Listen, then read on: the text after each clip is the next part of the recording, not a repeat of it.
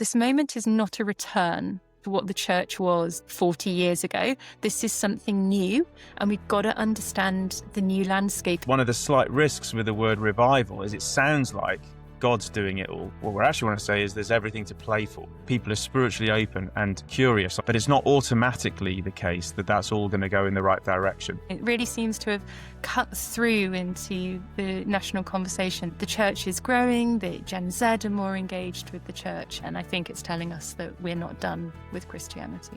Is it all nominal? Young people are just desperately reaching out for something new in their life, but they're not actually encountering God. It's not a sort of serious faith. It's linked with this overall vibe shift where Christianity in the Bible is not something to almost be ashamed of anymore. I've heard from a few church leaders about people turning up kind of half-formed, but the common thing is people just turning up. Childhood and early experience is so important for building a strong faith in adulthood. So how do you help people who are coming in as adults really put those roots down? It's not like the Quiet Revival just says you're going to walk down the street and bump into people asking you questions, but they are out there. People are searching. And rather like Philip and the Ethiopian, he had to be led by the Holy Spirit to sit alongside that man. It didn't just happen. He had to respond to God's call. So I want to encourage leaders and everyone listening, let's be asking God to lead us to those who are curious and seeking. Welcome to the Quiet Revival Podcast. I'm Andrew Ollerton, author of the Bible course. I work with Bible Society, and I'm delighted to be joined by my co-host, Dr. Rhiannon McAleer, who's kind of the brains behind the Quiet Revival and also Director of Research and Impact at Bible Society. Hello, yes, I am so excited that we're able to unpack the Quiet Revival a little bit more and chat with others about it too.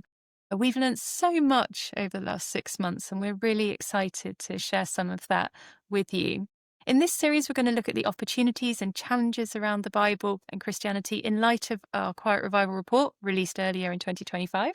We're going to be unpacking some of the key stats from the research and work out what those mean for those on the ground so that we can really make the most of this missional opportunity. Absolutely. We're going to do all of that and have some fun on the way. And we've got some brilliant guests coming on the show as well. So each time we'll be joined by someone else. And I'm looking forward to getting into conversation. Rhiannon, your life must have changed over the last 6 months, because unless someone's been an explorer in the Antarctica, I think they've heard about the Quiet Revival. It seems to have gone viral. So what's it been like for you to be in the eye of the storm? Yeah, it's certainly been an experience. I have spoken to more people from the media than I had in my entire life prior to this in about the last 6 months. But I think what's been so interesting for us is how the story keeps running in the mainstream and secular media as well. So it's been picked up around the world in major newspapers, and it keeps coming up again. It really seems to have cut through into the national conversation, this idea that the church is growing, the Gen Z are more engaged with the church. And I think what's so interesting about it is what that tells us about the place of Christianity today. And I think it's telling us that we're not done with Christianity. Yeah, no, and I think that resonance that it has with what's happening on the ground is the key, isn't it? And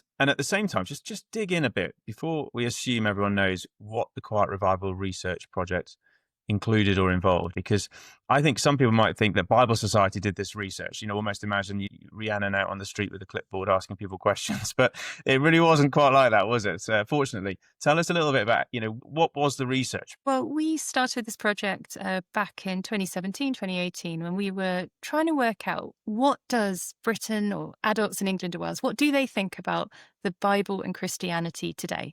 And we wanted to ask everyone, not just Christians, because our work is for everyone. We believe the Bible is for all. So we partnered with a research agency called YouGov, who are one of Britain's largest and probably best well-known polling agencies.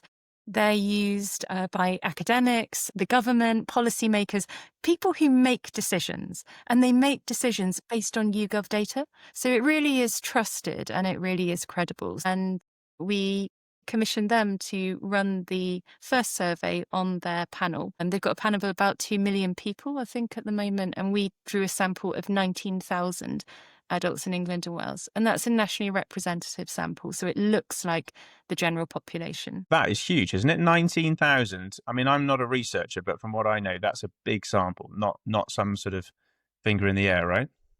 Yeah, it's really big. Typical poll that you'll see quoted in the newspapers is between about 1,000 and 3,000 people, and that's fine. Like that's statistically credible and statistically useful. But at 19,000, you're really getting that full range of diversity of opinion, and you're able to break that sample down into quite small units. So, that's the real benefit of going to that size. So it's both research usefulness and also research robustness. Okay. So 2018, we get the first sort of research project done through YouGov, and roughly it tells us, I think, what we were expecting to hear, which is the church seems to be getting older. But then 2024 is what caused the kind of quiet revival phenomena, because that's when the same questions were asked to another huge sample survey by YouGov again. And that's really what kicked off the quiet revival research. Is that right? Yeah, so we ran the full data set again in 2024. So it was the full survey. We tried to do it at the same time of year. So we wanted to keep the conditions as close as possible. And we had worked in between the years. It's important to say we work with YouGov nearly every year. And we'd been noticing stuff starting to happen, a sort of sense, particularly around 2020 onwards, that maybe there's a bit more spiritual openness. But the 2024 data set was, it was like a bomb going off. It showed a really dramatic picture of churchgoing going up overall from 8% of the population to 12%, but particularly going up dramatically among young adults. Now, we'd been hearing this for, I would say, about 18 months from people on the ground, that there was something stirring. There was something happening. They were seeing more people who didn't have a church background coming in. And my sense was we might start to see it coming through in the data. But to see it come through so clearly and so dramatically was a little bit of a shock. I'm not going to lie. And I think I've gone on record a few times of saying that it gave me some sleepless nights when I first saw it. But as we worked out with YouGov, had anything methodological happened to cause it? And they were absolutely clear it had not. So we could trust that data set. And then we started to match it up with what we were hearing on the ground. And it started to feel like, yeah, this could be really picking up something genuine. And since then, a lot more has come out pointing in the same direction. So I'm really confident in the trend. A major shift in the spiritual landscape. Just give us I can give you the figures. This is the thing. It's gone to a point where people like myself who are not good with statistics, so it was 4%, right, of young people going to church once a month or more, self-declaring in 2018. That went up to 16%. Am I right? Quadrupled in 2024. Yeah. And for young men, it's 21%. So over a fivefold increase. That must have been. I can understand now what you're saying, that you almost looked twice at it and thought, surely not. We need to, sort of surely something's gone wrong. Or how did you feel when you saw those kinds of figures? So I think for researchers, when we're doing trend stuff, we kind of have a sense of what will happen and we like it to do what we expect it to do. But once we were really confident that nothing methodological had happened to cause it, we've then got a really exciting situation on our hands, which is about trying to understand it, like what is actually going on. And one of the really interesting things for myself and Rob, the other author of the report, in the 6 months we've released it, we've spoken to so many people, from secular journalists to church leaders on the ground to young people who are part of the quiet revival phenomenon. And we have learnt so much, and our understanding of this moment has deepened incredibly. But it's not just church going. That's the bit that grabbed the headlines.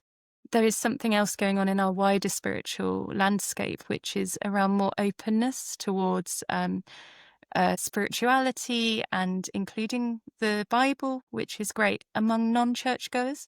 And again, this looks a bit generational. So it's more openness among young adults, which is really great opportunity. And I think we'll unpack that through the series, that we mustn't lose sight of the bigger picture in this. So yeah, church growth, great, something to celebrate, and we have to be prepared for that. But we mustn't lose sight of what else is happening. And I think that word revival, for that reason, has obviously caught people's attention. It was was it yourself and Rob who sort of came up with the nomenclature, the kind of, let's call it this? Where did that quiet revival phrase come from? I have to say, Rob gets all the credit for it. Rob named the report and has named a moment in history. And not only that, we're starting to see Quiet Revival used completely independently of anything. I think I saw an article, The Quiet Revival of Vinyl or something. So, yeah, Yeah. it's Okay. really got into the national kind of conversation, and it's deliberately in some ways provocative, and Quiet is doing quite a lot of the heavy lifting around that. And I know some people disagree that it's a revival, and that's kind of a, it's if we can have good discussions about, well, what would that actually look like, let's have those. But our sense was this is such a significant change, especially when we look at what has happened throughout the 20th and early 21st century, that it was worthy of such a strong label, if you like. But it is different. It's happening quietly. It's happening across denominations and traditions. It's not confined to specific areas like revivals in the past were. But I think we are completely happy for people to debate the nature of the moment. Yeah, it's not a geographical limited place. It's not a particular town or city. It's also not for one denomination, because we noticed that the Catholic Church has seen a resurgence of growth in this period, right round to churches that seem to be on the opposite end of the spectrum, Pentecostal churches, for example. And so across Christian denominations and traditions, growth is happening. I think Justin Briley, who we'll have on in the next episode, he's used the analogy of the tide has gone out on faith in the UK through the rise of secularism and various factors, and really asking the question in his brilliant work, The Surprising Rebirth of Belief in God, is the tide coming back in? One of my reflections is when the tide comes in, if you ever go to a harbour and you see boats stuck in the sand, the tide's gone out. When the tide comes in, all the boats rise, right? There's a new landscape. There's a new, and so assuming a boat is seaworthy, it will rise with the tide. And I think that's something of what I see going on, is that assuming a church is committed to the truth of Jesus Christ, it's something's rising because the tide is coming back in. And that's true whatever denominational tradition people seem to be from. And there's more diversity as well, isn't there? Is that the other aspect of the report we're picking up?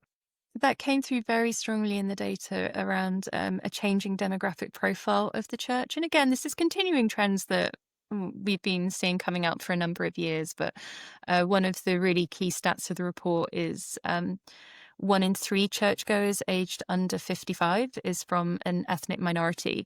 And to give you some context for that, the general population is about 19%. So the church is more diverse than the average British population. And that's really, really important. And I think in today's world where people are trying to divide and splinter communities and society, that we're really celebratory of our diversity and that we understand the church in all its incredible expressions. And as you say, it's also then reflected in denominational and traditional kind of profiles. So where you've got Pentecostalism is now the 3rd biggest Christian expression in England and Wales, and the Catholic Church certainly rising, and more young churchgoers are more likely to be Catholic than they are to be Anglican.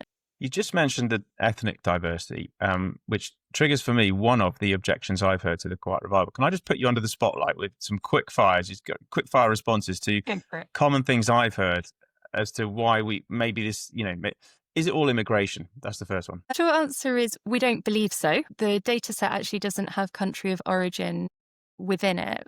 But what we certainly see is growth in the white population in our samples, saying that they go to church regularly. I don't think that can possibly all be white immigration. It just doesn't make sense on the numbers. So there's something happening, especially when we line it up with actual stories of people on the ground, that this is not just an immigration story.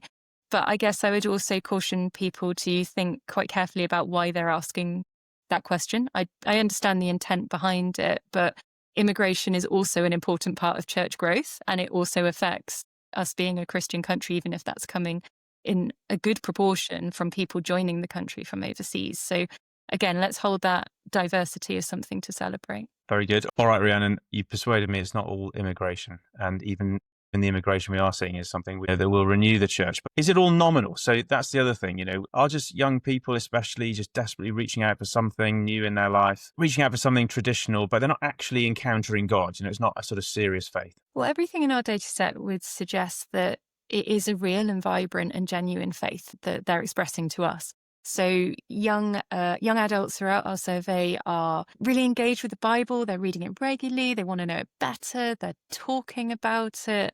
They've got a high belief in God. They think Christianity is a good thing. So it really doesn't look like they're just there for community, although that's there as well, and that's important. Let's not forget that. It's not that it's just a belonging without believing. They are believing while belonging. But there is a bigger sort of theme to note here, which is what we would call nominal or cultural Christianity across our data sets does seem to be in decline. So if you are an older adult, you are more likely to say that you are Christian without practice than if you are a younger person. So in our survey, if you are a younger person who describes yourself as a Christian, it is more likely to mean something. And this is something we've been observing in other data sets like the census, that young people are less likely to say they're Christian. But what it means is that being Christian now means something. And this is part of this active and vibrant church that we can build on going forward into the next decades.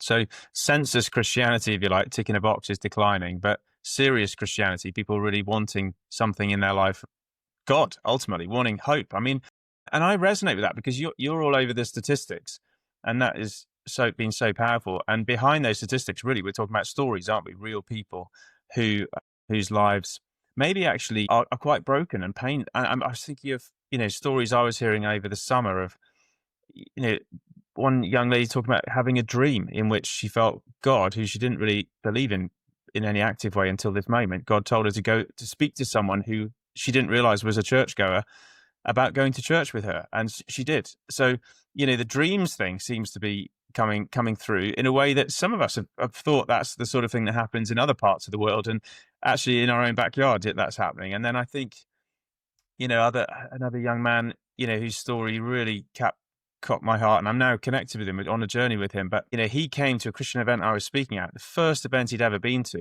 and when he told me his story, he'd reached a point of ending his life. That's where he was at. He was sat on top of a quarry about to jump off, and again God spoke to him, and he heard a voice saying, "This is not how your story ends." So with that hope, he walked down from the quarry, bought a Bible in W.H. Smith's, he told me, and just started reading the Bible. And I guess what I'm getting at here is, that's hardly nominal Christianity. That is the most serious kind of Christianity, where it's life or death, and it's hope instead of despair. Now, so I'm just emphasizing what I think I'm hearing.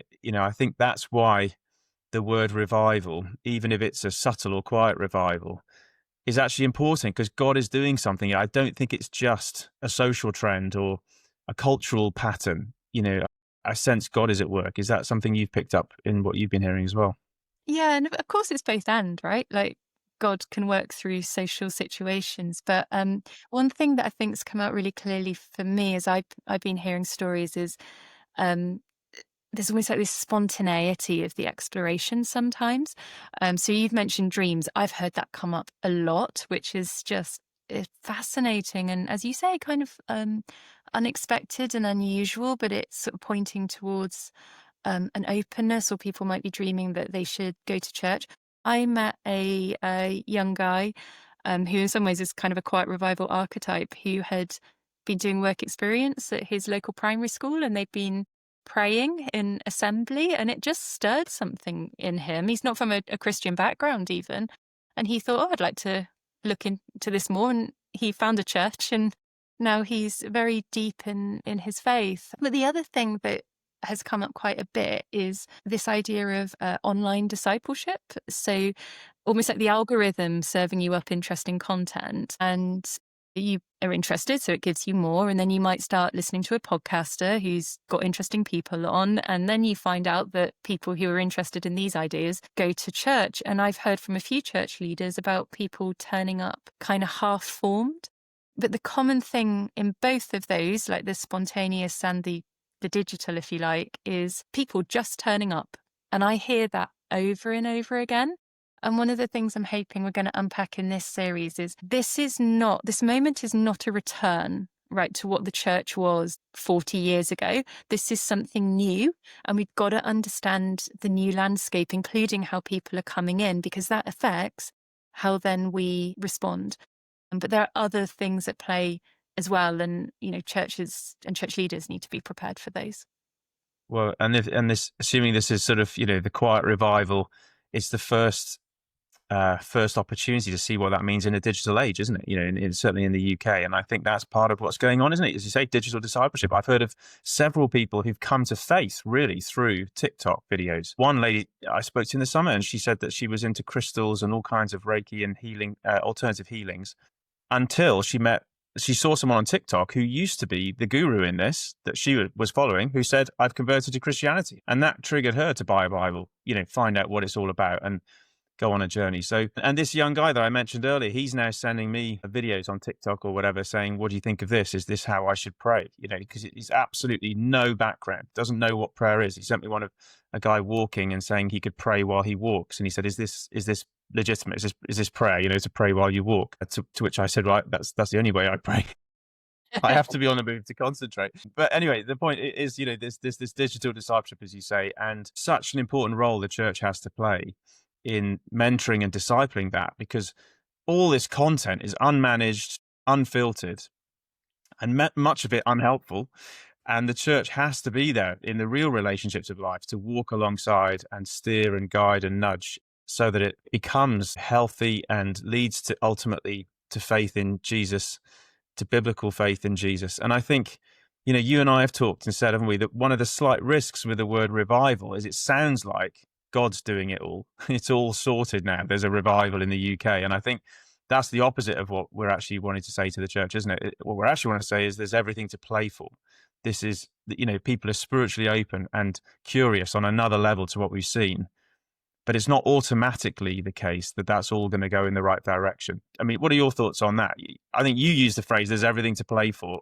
How is this contested, do you think? Yeah, there are a lot of unknowns, and this is part of that. This is not a return. We're in a new landscape, and we need to, all of us, not just researchers, but practitioners, learn really quickly and share what's learning and what's working, and build new ways of helping disciple people and meet spiritual openness. There is an interesting dimension of our data, particularly among our young Christians, who they are showing real Bible hunger, right? Like they are really enthusiastic. They're reading the Bible a lot. I hear on the ground, I want to know the Bible better. I want to get deep. Full fat Bible is a phrase that kind of came my way, as well as full fat faith being a quite common way of people describing this. But young Christians are more likely than older Christians to say that their confidence in the Bible is sometimes undermined by the media and British culture, that even they have less confidence in the Bible than they used to, that their faith can be undermined by it. Now, we shouldn't overread these statements as that they're lacking in Bible confidence. They're actually really quite Bible confident, but there's something about helping people put down very deep roots, especially when they've got that enthusiasm. And the young Christians in our sample are more likely than older Christians to say they find it challenging to find people to learn from and challenging to find appropriate resources about the Bible. So there is an unmet need. And what we know from wider sociology and religion is that childhood and early experience is so important for building a strong faith in adulthood. So how do you help people who are coming in as adults really put those roots down? And there'll be a lot of learning from past experience, but also learning for this new generation as well. And that's, I think, what we'd be interested in hearing from practitioners. How is it working in your churches, and are you doing mentoring? And what's working well there? But Andrew, I'm interested that you spent a lot of time out and about this summer, festivals, talking to people. And I've heard one of your phrases is the Bible is trending. So our data set's pointing to more openness around the Bible, more Bible reading in church. But what are you seeing in wider culture around the Bible? Well, I think that phrase is really picking up on the way that you're seeing the Bible being positively presented by a lot of public intellectuals, celebrities as well. I think so. I think the Bible is trending is happening both at a sort of influencer level. Usain Bolt talking about it takes his Bible everywhere with him. Ballers in God. A lot of our listeners may be familiar with that sort of massive football movement that's Christians in football effectively. And so there's such a public confidence to talk about faith, the Bible. I love the fact, I'm a rugby fan actually, I love the fact that Maro Itoje, who was chosen to be the captain of the British Lions, which is basically the highest accolade anyone could get in British rugby anyway. And he delayed, I think, the call about that because he was going to a Bible study. And Wow. I just, I love that. I just think, there's so many people, but there's also this important, and at a higher intellectual level, there's also, along with celebrity culture, the likes of Tom Holland, the British historian, have just given a fresh intrigue to people to say, gosh, maybe we're more formed by the biblical story than we ever thought. And I've heard quite a lot of people, whereas some will be curious about faith for very personal reasons. I need hope. I need something solid in my life. Others, it'll be more intellectual reasons, won't it? And I've certainly heard a few people who've bought Bibles on Amazon simply because they can't quite believe, but they want to investigate this claim that, the values we hold today, so many of them come from the Judeo-Christian scriptures. So, I think when we say the Bible is trending, it means all of those things at an intellectual level. The Jordan Petersons of this world, the Joe Rogan podcast, with the episodes he's had quite recently, deep dives into the Bible. The Bible is trending, and a lot of these people are not looking at the Bible to slate it. This is what I think so many of us are used to, the kind of new atheism hostility, which is if anyone in the public domain has anything to say about the Bible, it's how to show what an outdated, unnecessary thing of a bygone era. And the likes of Jordan Peterson are actually saying, no, whether you agree with him politically or not, the Bible has a major role to play in finding meaning and hope in the face of malevolence and suffering. Yeah, and I think what this, when public intellectuals and influencers, when they show the Bible to be something of value and worth, it causes public perception to shift, doesn't it? So I just think a lot of people today, they would like to have a Bible. Just the simple offer of a Bible is perceived to be a gift, not a threat or something that's to be dismissed. And I'm seeing this, our own children, we've got teenagers. A couple of times my own sons have said, Dad, have you got a spare copy of the Bible? And I've been like, yeah, come on, son, I work for Bible Society. Of course I do. But why do you need that? And he's like, well, one of my friends wants one. One of my boys wrapped up a copy of the New Testament in birthday paper to give as a birthday gift to a friend he plays football with because he knows he really wants one. So, and I find I have to get my head around this, to be honest, because that's not exactly what I was giving to my friends when I was 15 as a birthday gift. But something, and I'm not saying that's across the board, but something's shifting, isn't it? And just one other story that I heard recently as a friend who works in the military, actually, he's a military chaplain, and he was just saying that they always give to young recruits, young soldiers in their who complete first phase training. They offer them a Bible with the regiment's insignia on, and normally about half maybe would take one. And this time they had 170 recruits passing out from training, and the box of Bibles came with 220, and so they made those available. And he said all the Bibles went, and they were like, "Well, where have the other 50 gone? Even if everyone took one, what happened to the other 50?" So they started asking around. And rather sheepishly, some of the soldiers were like, "Oh, I'm really sorry. I wanted to take one for my girlfriend as well, or I wanted my nan to have one." So, this sense that the Bible's a gift, that's new for us, isn't it? But there's definitely something shifting. Yeah, absolutely. And there's sales data. Bible sales have gone up, as well as online searches around the Bible and Christianity. So there's loads of data sets that are all pointing towards this trend.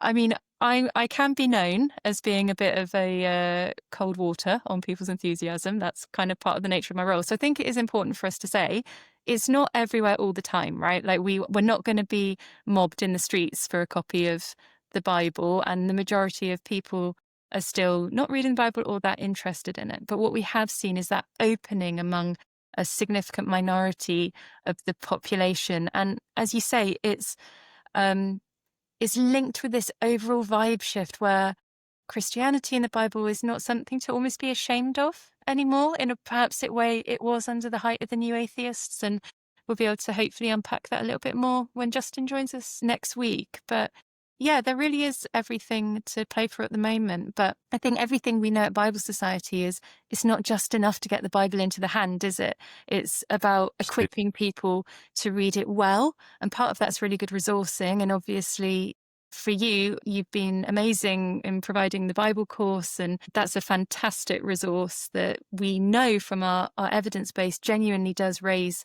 Bible confidence, as well as deepens people's faith through that. But it's also about, I think, coming alongside people and that mentoring and that reading and wrestling together. And it's not about having all the answers. And what we do see in our research is those who are most Bible confident are usually those who are most able or willing to admit that they also do find the Bible disturbing in some places, but it's not damaging their faith. So yeah, how can we help the church going forward get to that sort of space? Well, I think what you just highlighted there is really important, isn't it? That actually, again, with the Bible, there's everything to play for, because the difference between someone getting hold of a copy and making sense of it is enormous. And I think the story that's really been on my mind as we've been embracing what's going on is the story of Philip and the Ethiopian eunuch. And I think particularly because, for one thing, this incredibly well-educated, elite Black African VIP, the Ethiopian eunuch, is clearly on something of a spiritual journey, because he's going home reading the Bible, reading the prophet Isaiah. But when Philip comes alongside him, he says, I cannot how can I make sense of this unless someone explains it to me? So that sense that there's everything to play for when it comes to the Bible as well, that yes, it's fantastic that people are buying Bibles in WH Smith and on Amazon, and there's a new interest in it. Bible sales are up, and it's fantastic more people are coming to church. But in the sense that in itself doesn't guarantee that people will come to know Jesus, the ultimate goal of Scripture and of the message of the church.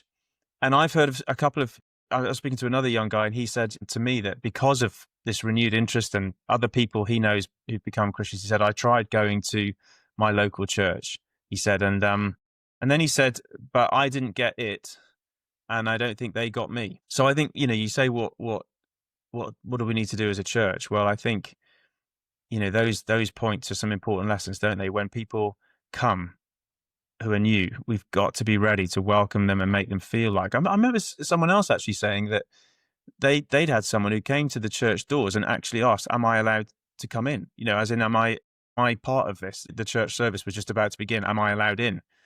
And I think even that question just shows how people will need to feel, yeah, you're in the right place. This is for you. Come on in. And that sense of a welcome. But as you've highlighted, then that's just the beginning of the journey, isn't it? And then I think the mentoring, the sitting alongside, the Philip and the Ethiopian saying, look, the Bible's got some tricky things in it. Let's talk about that together. What are your questions? What are you reading? Where do you want to start? We've got to be ready to really make the most of this opportunity, because there's everything to play for. But one of the things I think about the Quiet Revival report itself, which, by the way, if people haven't got it, you can download that for free. Just search Bible Society, the Quiet Revival, it's there. But what I found really helpful was actually the tail end of it, in that you both give a few statistics that actually show, yes, more people are buying Bibles and sales are up, but people are struggling with it as well. In other words, there was an alert to the fact that it's not all straightforward. And then you also give sort of a couple of suggestions, I think both beginning with R. Just give us a couple of quick tips on what does the church need to do in this moment to respond? Yeah, well, it's much better wordsmiths than me who've pointed out that what we're talking about is resources and relationships.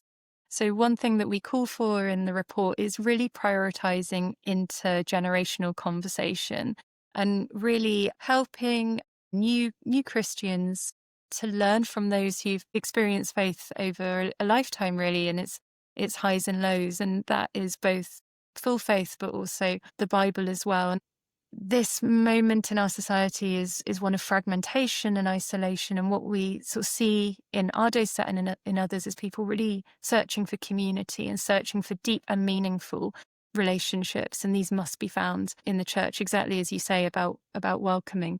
But also really good resourcing to help people make sense of the Bible from heart, how it connects to God in your spiritual life, to head, whether you can understand it and navigating it, to hands, so how it informs your actions and your everyday life. These things are really key. And they'll also have a wider impact as well, because our data set suggests that while influencers and celebrities are important, when it comes to exploration among the Bible for non-church goers, it's relationships, it's family and friends that they're saying that would be more impactful for me in terms of me starting to explore the Bible. So if we can get Christians more confident, then they can also be equipped to meet this spiritual openness.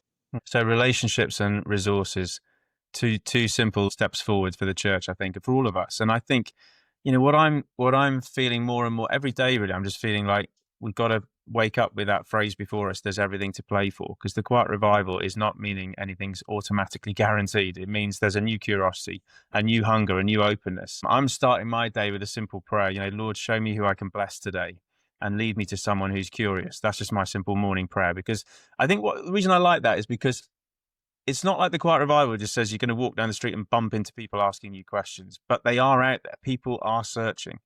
And rather like Philip and the Ethiopian, he had to be led by the Holy Spirit to sit alongside that man. It didn't just happen. He had to respond to God's call. So I want to encourage, leaders and everyone listening, that let's be asking God to lead us to those who are curious and seeking. Because for some people, like I said about that young man earlier, there's a lot at stake. There's a huge amount at stake in whether they find the truth about Jesus at the critical moment in their life.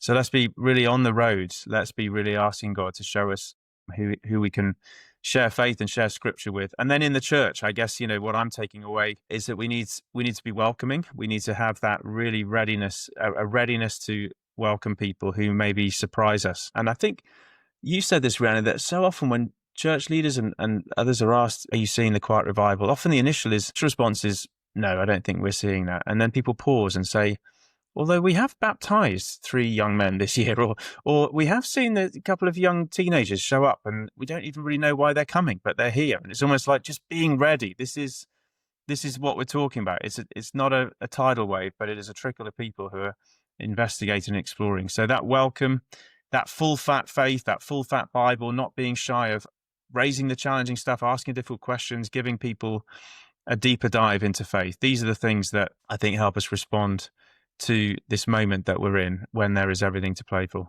Absolutely. Thank you so much, Andrew. It's a really helpful summary. And we're going to be unpacking more of these themes over the coming weeks. And thank you for joining us on this first episode. Please do subscribe to the podcast, give it a like and a share with those who you think will benefit from these conversations. Over the coming weeks, we're going to be discussing all the big themes around the Quiet Revival and the missional moment, from what's going on with Gen Z to young men, to barriers to the Bible and Christianity.